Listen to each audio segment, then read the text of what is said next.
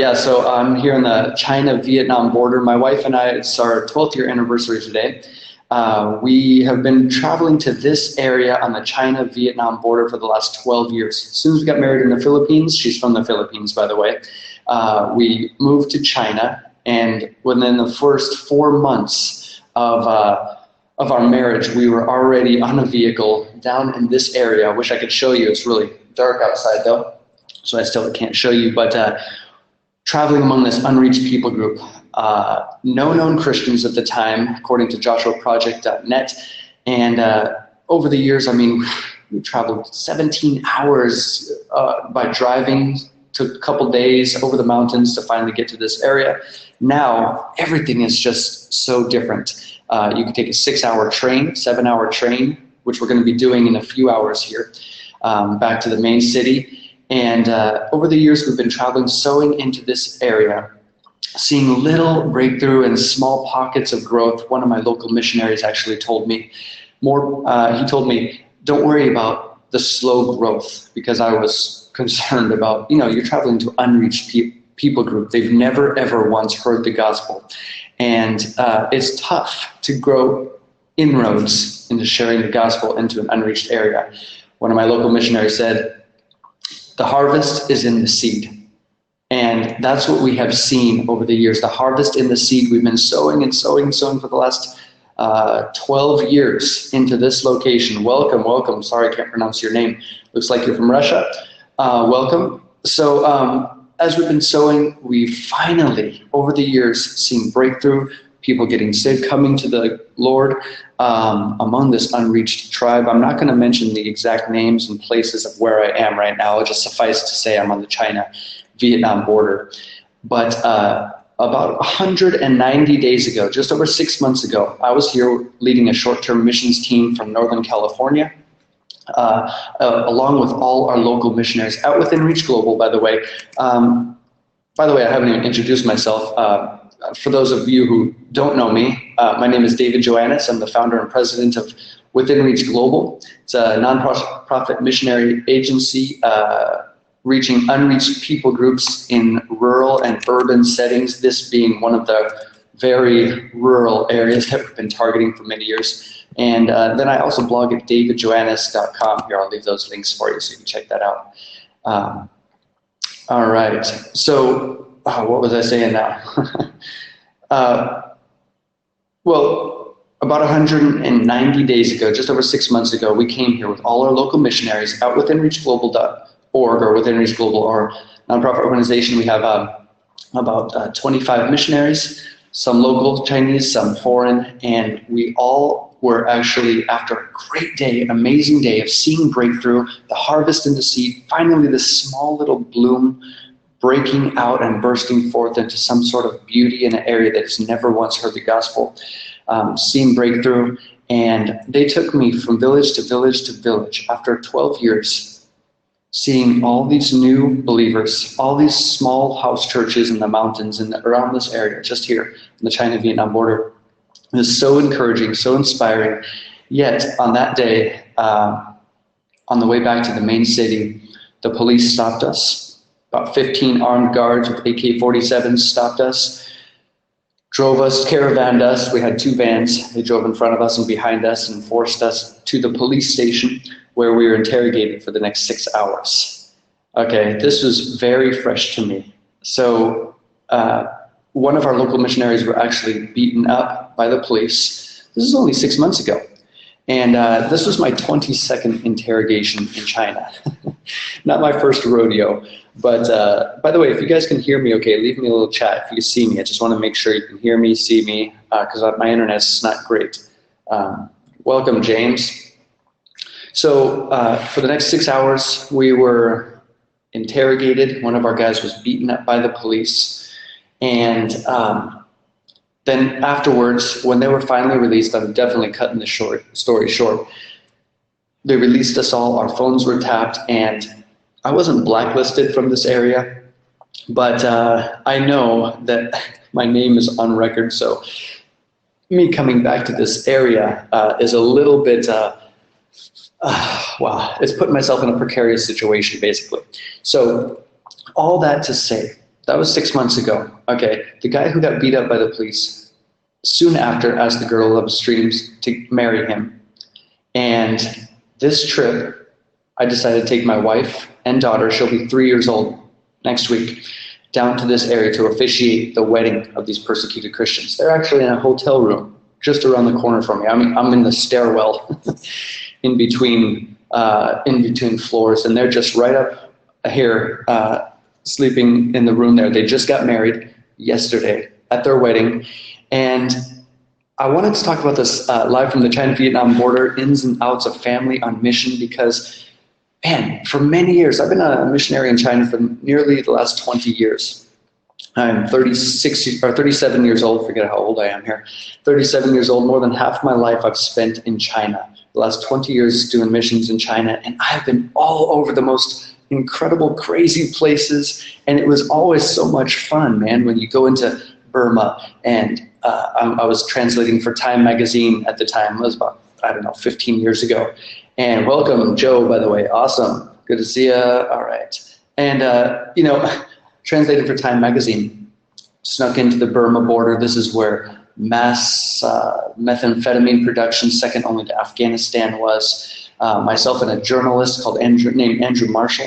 He's writing a book called The Trouser People. By the way, you can check that out if you really wanted to see. I think it's called The Trouser People. It should be in bookstores and that's by Andrew Marshall.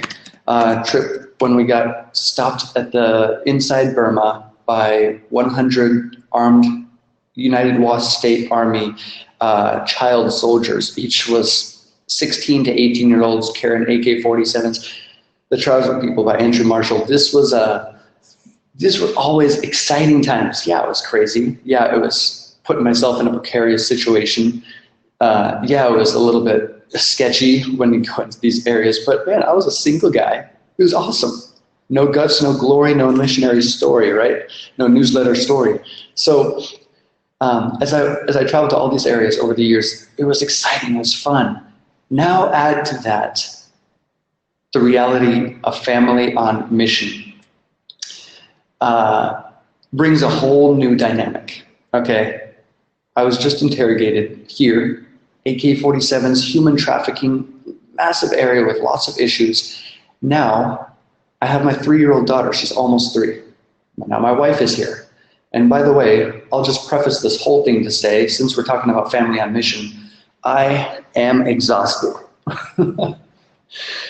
Not only are we traveling, like we always have been, long train rides, bus rides, trips to the countryside, but now I've got a little baby who keeps me awake through the night, because if I'm not comfortable, how much more is a little 2.5-year-old struggling with all these new experiences? So she's struggling to sleep. My wife has always been struggling with her health. Definitely an issue you guys could pray for us about. And then, yet at the end of the day, we're exhausted. By the way, if you guys want to call in at any time, I would love to chat with you. It's kind of funny doing a blab by myself. I feel like I'm talking to myself. I feel like I'm doing Periscope, which I kind of stopped doing Periscope because it didn't have an interaction. So if you would like to call in, I'm thinking Globalcast wants to call in. So add to that, traveling to all these villages, rural areas, it's exhausting. It's you're almost on red alert, orange alert all the time, trying to make sure your baby is not run over in traffic by the motorcycles, electric bikes, cars. So the ins and outs of family on mission, it's not easy. And yet, on the other side of that, besides my tiredness, besides my exhaustion, it is so rewarding. My daughter came up to me. We live in Thailand right now and travel back here to China regularly because this is where the bulk of our ministry works within Reach Global.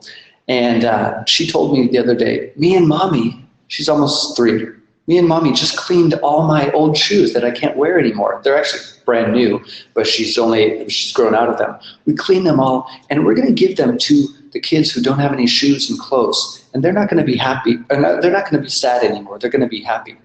It was so moving for me to hear her say that. And then she was saying, Daddy, did you know, again, she's not even 3 yet, did you know there's orphan kids in China and they don't have mommies and daddies? I'm going to share my mommy and daddy with them, and they're not going to be sad. They're going to be happy. All this from my little baby girl, it fills my heart with joy. And so here we are on the China-Vietnam border. Yesterday, we took a little plastic bag. We had all her extra clothes. We had a bunch of shoes. Obviously, we're more strategic about it and gave a big package to our local missionaries to pass out to the community here. By the way, if you want to check out what we're doing at Within Reach Global, you would just go to withinreachglobal.org, and one of the, here, I'll leave a link for you. This is actually the outreach center that I'm talking about here. Okay, it's called Pilot. It was our first of all our 6 outreach centers in China. So we're here, give the bags out to all our local missionaries. They're going to pass these clothing and shoes out to the local kids who, I mean, this area is one of the poorest that I've traveled to in Southwest China. And yesterday, my daughter is pulling her shoes out of this plastic bag. We're walking down the street, just here, about less than a kilometer away. Sorry, I speak in kilometers, not miles, and Celsius, not Fahrenheit. By the way, you guys hear me okay? I just want to make sure I'm not getting a lot of interaction engagement, so I want to make sure you guys hear me okay. If you're watching from your browser, you can't actually call in, you can't chat with me, so I would go ahead and refresh your browser, sign into Twitter, and then you're going to be here on Blab with me. And by the way, if you want to share this on Facebook, Twitter, feel free, no pressure. She sees my daughter, and I obviously can hear you. Awesome, thanks, Van, I appreciate that. I want to make sure I wasn't talking to the air here in Vietnam. She sees these little kids. They're actually the ladies across the border from Vietnam, and they're shining shoes. That's their job, shoe shiners. They're not making, I mean, they're just scraping by, trying to make a living.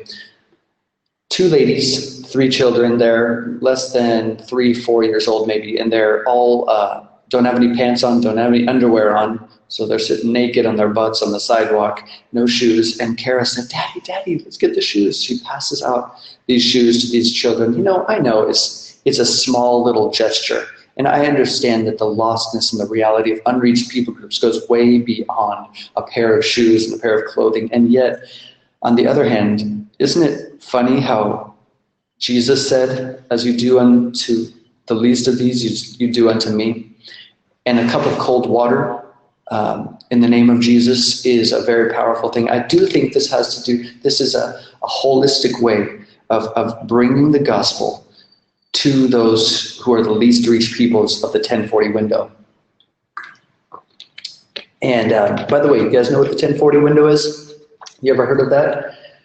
1040 window is the bulk of the unreached people groups where they live, the area from 10 to 40 degrees latitude, stretching from north. Yes, you know what it is. Awesome, Lamar. You should jump on here and chat with me, man.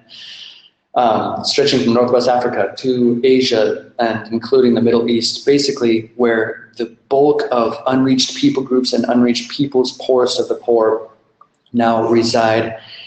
Little access to the gospel, no Christian access to, no bookstores, no Christian broadcast radio stations in this area that I'm talking about. Very few Christians, very few missionaries. There is a church, but not in the rural areas. So you see the difficulty of trying to reach someone. But my daughter's giving this pair of shoes, giving some clothes to these basically naked children. And it just fills me with joy. We're going to be taking a train today, 7 hours, back to the main city. And those kind of gestures are what fill my heart with the reality that family on mission, though it is not easy, though there are all these nuances. By the way, who here has ever experienced traveling with your family, either across states, across borders, cross-culturally, in my context here, traveling with your family for the specific purpose of doing missions or life on mission, living missionally? Anybody? Has anybody ever gone with your family somewhere on a mission trip, short-term, long-term? If so, chime in here or feel free to call in. You know, my wife and I, for the last 12 years, like I said, have been working among this area. We tried and tried for many years to have a child, and doctors in the Philippines, China, Thailand, and America said we would never have a child. We have this miracle baby. After 10 years of our marriage, my wife finally gives birth, and now she's here with us. Obviously, a whole new dynamic from the time that I was a single guy until now. And yet, it is so thrilling and rewarding to be traveling to these areas with my daughter. Yesterday, I took a photo of my wife. She hasn't been back to this area in many years. I come back regularly because obviously she's at home. She's taking care of our child. So she feels that sense of loss. All of us spending time together on the mountains of China, reaching unreached people groups. And this is her first time back in many, many years. So I took a photo of her looking outside the van as we're driving by this banana plantations swooping down the valleys into the Vietnam Delta. This was just yesterday around the corner from here. And she's looking out the window, reliving these nostalgic memories, appreciating all these places that she has gone year after year. She's holding our daughter, and our daughter's now looking outside. I don't know why I'm getting emotional just thinking about this. My daughter's now looking outside, seeing the same sights that my wife and I saw. Family on mission.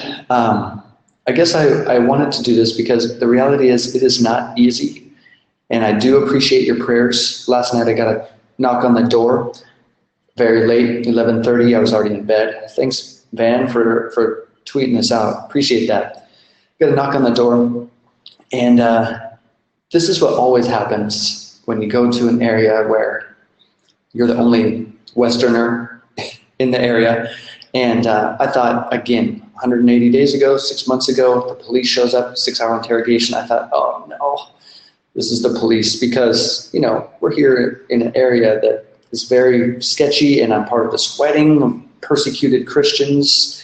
So I opened the door, I'm not even dressed, looking out. This was just last night. It was 6 hours ago, 5 hours ago. Look outside, and it was one of our local missionaries. So it was a sigh of relief, but you could see this kind of orange alert I'm always on. My wife, my daughter, I'm trying to care for them, protect them as we're on family, on mission.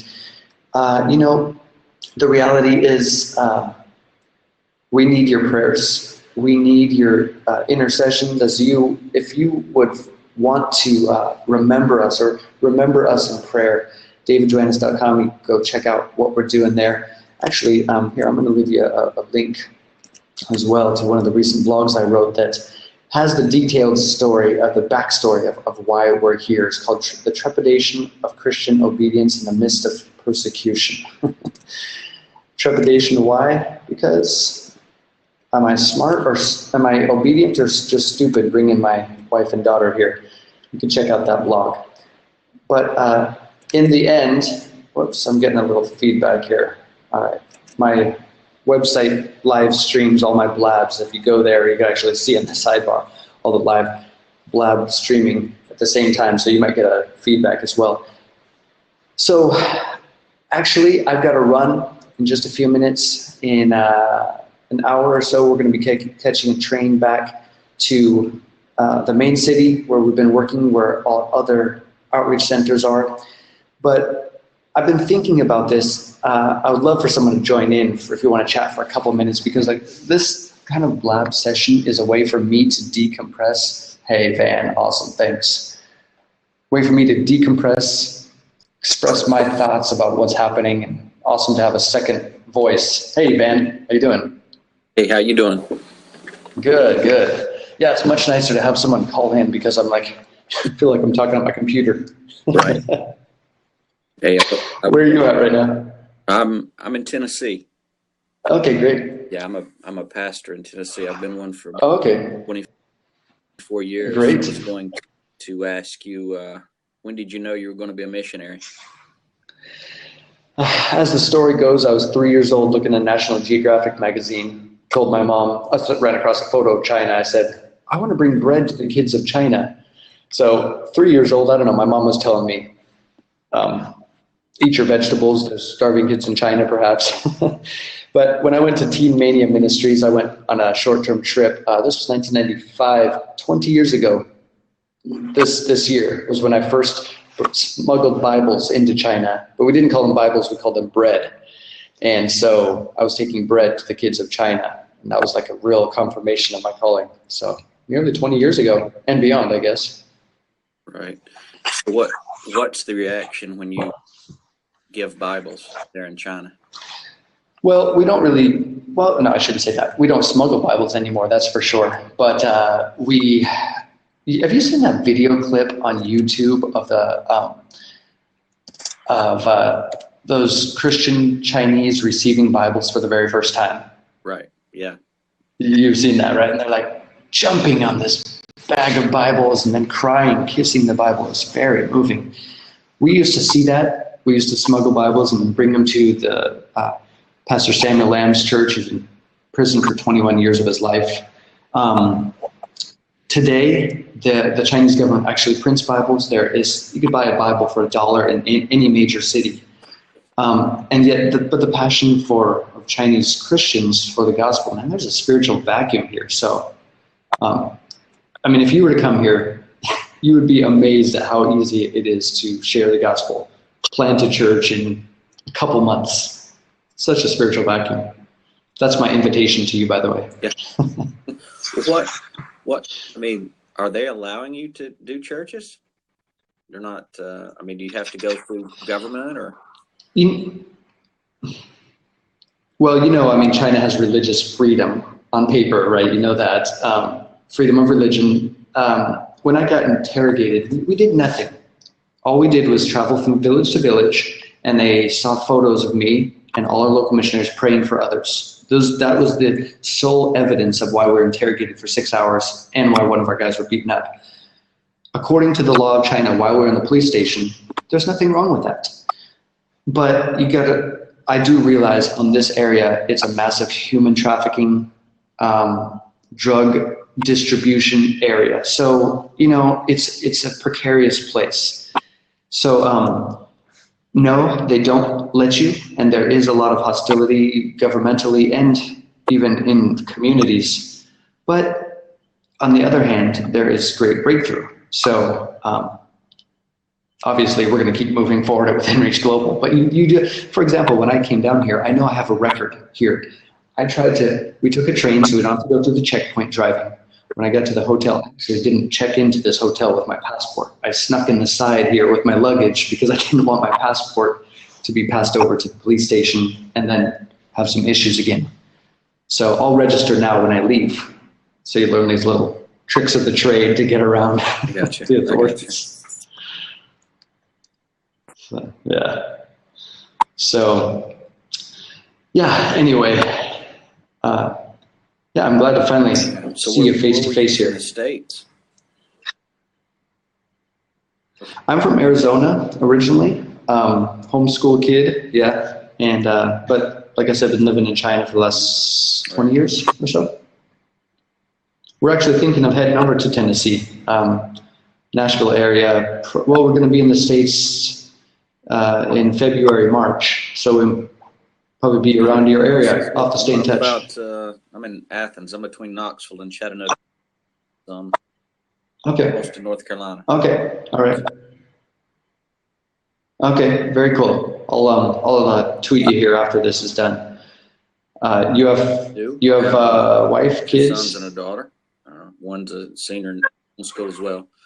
My oldest is a sophomore in college, and my oldest son is a senior. My daughter is a freshman. Okay. So definitely older than a 2-year-old. Yeah. You're sleeping much better than I am, basically. Being small anymore, Really? Yeah, I know. Time flies. It's crazy, huh? It does get better. Yeah. Sleep-wise. Well, that's the nuances, the ins and outs of what I'm talking about.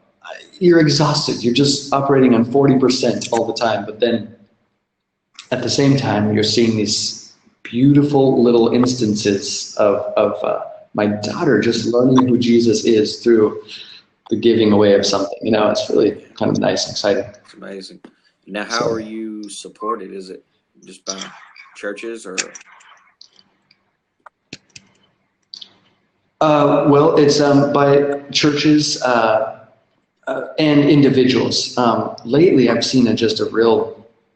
Usually, when I go back home now, I'm looking for vision partners, individuals who will kind of hold the ropes for us, lower us down the gold mine of souls here on a monthly basis. So mostly, I shouldn't say mostly, individuals and churches from all over the states, connections that we had through Teen Mania Ministries. So very grateful for that. Yeah, always looking for new places, connections where people's hearts are passionate for missions and specifically outreach. Exactly. So I'm fixing to embark, and I've already started. I have this program called Unbelievable. It's about how please preach the gospel. Mm-hmm. It really resonated within churches, and where I've been doing it mainly is in prison. So I have a goal. Oh, really? Awesome. Okay. One day reaching all, and this is going to take away prisons. And then I'm probably going to work on developing a few people that can go in and teach it as well. And so very cool. Actually met a guy on Blab from Tallahassee that I'm going to be working with in Florida, and he met what I'm doing is the giraffe. So God has me on this quest of proving how animals are preaching the gospel. Wow, cool. You have that anywhere on Twitter? And that's what we were talking about. I don't have it developed far enough. Okay. And it's kind of one of those things I see.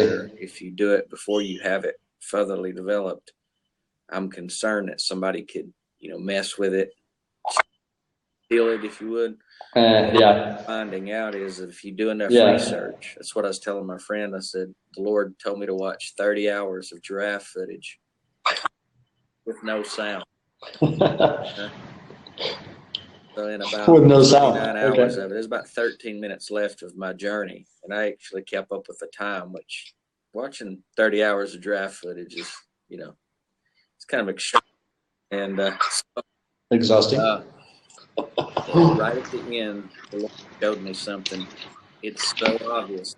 I don't know how in the world nobody's ever seen this before. And my buddy said, well, maybe you're the only one that maybe God's got the animal guide to reveal it to you. But I actually cried for 2 days. It's that impactful. Wow. And I really believe it could be very well God using it for an end time. When I went into prison, I had all kind of guys that would come in there and hear it, because as it unfolds, you think it's about bees for a few minutes, and then as it goes, it picks up steam, and at the end, it hits you with a right hook you never saw coming. Just kind of cool. Okay. Yeah. Oh, I'm looking forward to hearing about this. Yeah. Once you get it all. Maybe if it times out right, maybe when you're in Nashville or something around there, come by and visit or something. Or yep.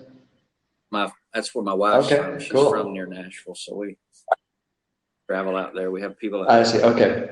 It's just one of those things that, I've pastored for 24 years, and then kind of out of nowhere, it's like I started raising honeybees, and I was like, wait a minute, they're not just bees. There's 50,000 evangelists in that hive. Well, looking forward to hearing more about this then. I definitely have to have the backstory and understand everything where you're coming from to try to get it. I'm sure you get that reaction a lot when you share this with people. It's different, but I think it's the timing of it and how, when you see it, it's going to make a lot of sense. You're going to be, because I was sitting there thinking about it. Before the fall, why did God even make animals? Weren't eating them. They didn't eat each other. Yeah. So you have all these different things going on, and he spoke to me. He said, I created them by pleasure, and all creation Yeah. So they're telling. Yeah. Well, hey, I'm looking forward to hearing more about that. And hey, I mean, I know you just joined. Sorry, I'm getting ready to jump off. Sure. I've got to catch a train here. 7 hours. Oh, someone's giving me some love there. Appreciate it.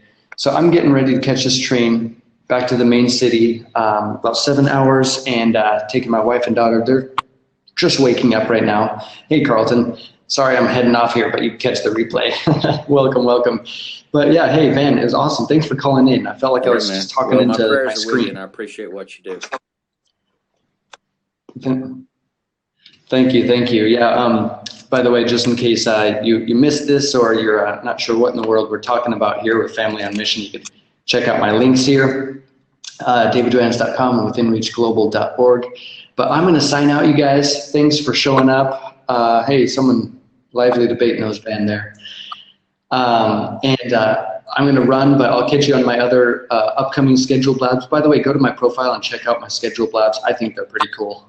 I think you will too. So, hey, Ben, sorry, got to run. Okay, all right, take care. Blessings, guys.